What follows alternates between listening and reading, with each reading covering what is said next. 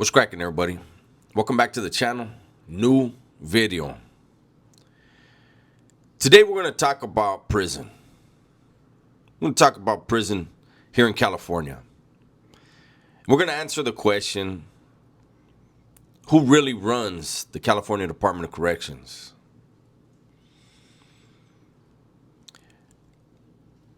If anybody thought, or if anybody's thinking that I'm going to talk about who dominates the prison yards or who doesn't dominate, that's not what this video is about. Who really runs the California Department of Corrections are the convicts. You know, I've heard correctional officers say that they started working for the department in order to fight crime. And every time I've heard that, it makes me scratch my head. What crime are they fighting? Maybe if they're on the squad, they're actively investigating stuff. Maybe if they're SSU, they're actively investigating stuff. But a correctional officer, I've painted the picture for people several times in several videos and lives, and I'm going to do it again here. In my experience, in level 4, 180 yards, specifically New Folsom and Pelican Bay, the cops will come, they'll start their shift, and I'm talking about second watch. Second watch, I think they start at they're like from 6 to 2 or something like that. They'll come in and they'll run chow or, however they're going to do it. For a long time, it was self-feeding. They weren't messing with that chow hall. Too many incidents occurred in the chow halls. It was easier to self-feed. Well, I don't know about easier for them, but it was safer to self-feed, right? Once feeding's over with, the cops would unlock the supply closet, go in the office, turn the light off, and go to sleep. The tower cop would let out his tier tenders. The tier tenders would go over to the supply closet, get their cleaning supplies, and then head into their sections where they're going to clean up. I remember in Pelican Bay, in the building that I was in, there was an understanding.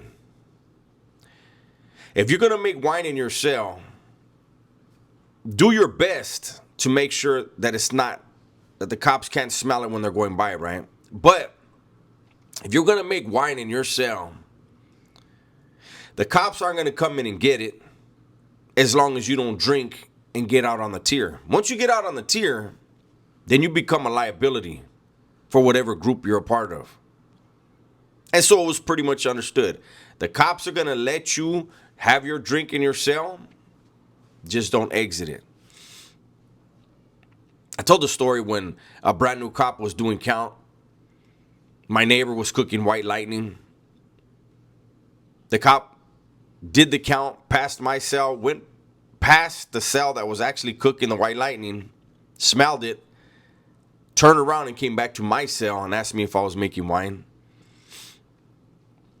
And it irritated the hell out of me. So I was watching through the side of my door and I could see him. And when he got done with his count, I said, "Hey man, when you're done with that count, can you stop by my cell again?"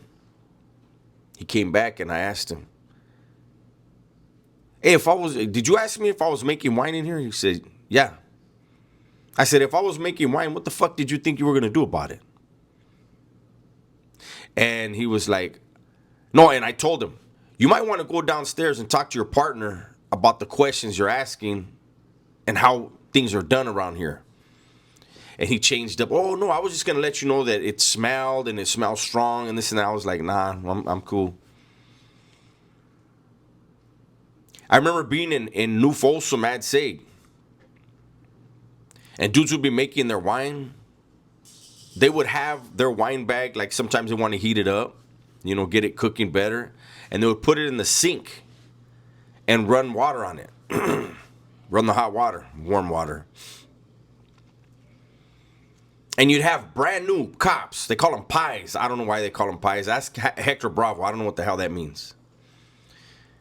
And they'd be, working at SEG that day, and they'd see the dudes, and they'd be walking with their partner, and they would tell their partner, hey, man, we got to search this cell.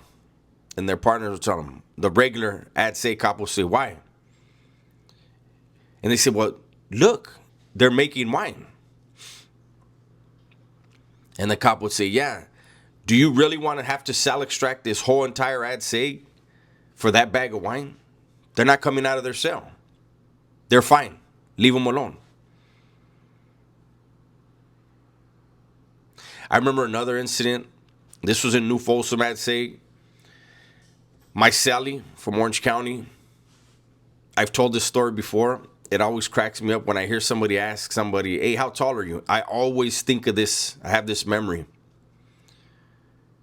And my Sally was a tall dude, man. Kong. His name was Kong from Orange County. From the Coyotes.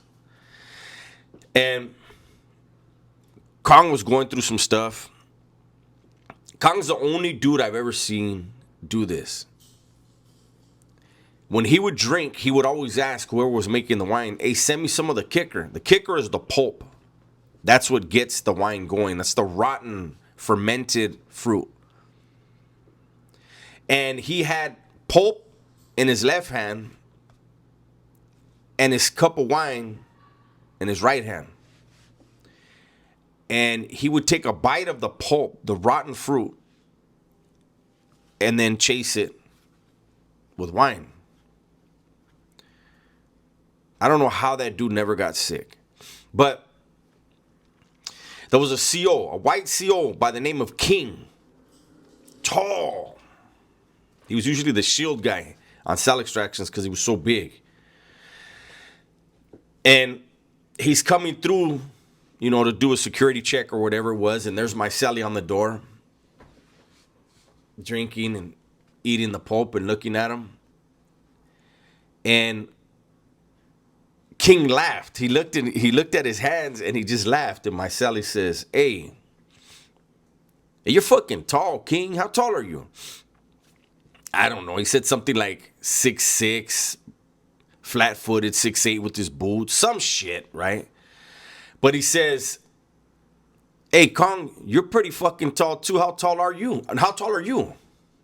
And my Sally looked at me and goes, tall enough to whoop your fucking ass.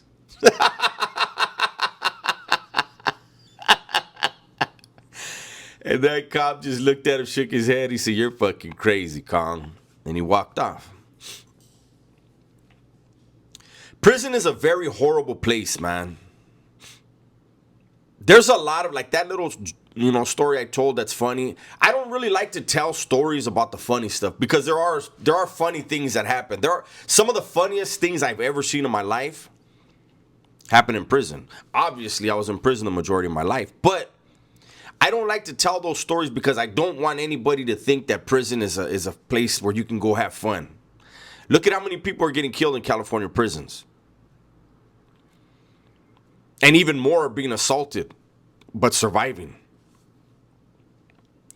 Take the Tory Lanez incident. The only reason why we heard about it is because it was Tory Lanez. If it would have been anybody else, that wouldn't have made the news. It's just another day in prison.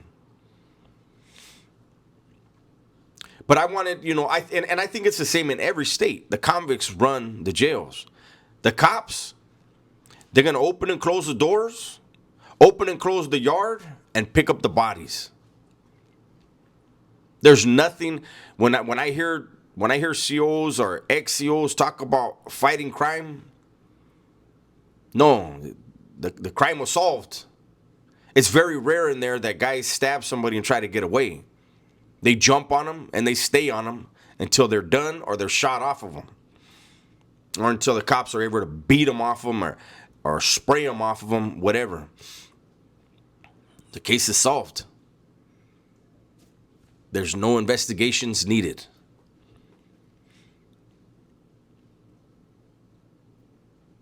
And to be completely honest, for those that have this fantasy, when you're selling dope in prison, the cops know about it the day you start slinging.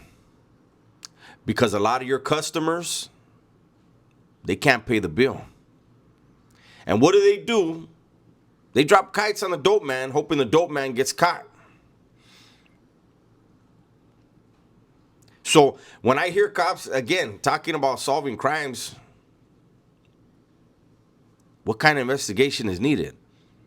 Nowadays, they don't slam people. They get validated. They don't slam them in Pelican Bay and throw away the key. They validate dudes and they're still in the same cell. So I don't know where there's crime fighting in there. But the reality is correctional officers are extremely well-paid babysitters.